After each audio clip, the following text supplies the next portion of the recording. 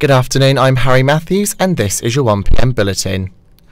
More delays for railway lines are expected due to train work starting on Christmas Eve ending in New Year's Day, which has resulted in unhappy commuters. Replacement buses will run in that time frame between Southampton Central and Southampton Airport Parkway. There'll be more on this story later. Road Safety Week is upon us and is tackling the issue of careless driving in Southampton. The campaign is targeting reckless drivers with issues regarding driving under the influence all the way to phone use behind the wheel. Savannah Smith spoke to Rob Hurd from Hampshire Constabulary about how they monitor road safety. We predominantly carry out road safety throughout the whole year. It's a great way for organisations and other bits to get involved in road safety during that week. So we help and support others who are doing it that week. But for us, it's a year-long plan anyway. So I'm designated to look at road safety throughout the year. The annual budget speech is set to take place tomorrow to discuss how the budget will be spent.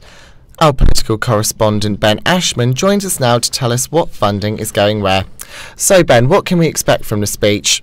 Well, what we can expect tomorrow is that Conservatives will wish to claw back some of those millennial voters by weighting the budget in favour of the younger people who deserted them this past election.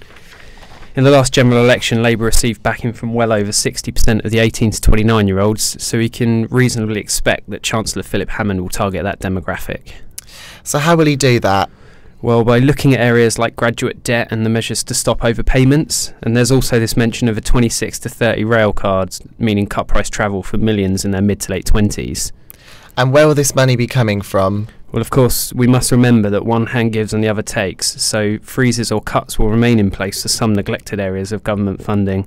And there is, of course, the matter of the NHS, which is often a focal point of the budget. This year it's likely that the Chancellor will look to amend staff salaries, but some economists expect no movement for the overall NHS budget, to the ire of some. Thanks, Ben.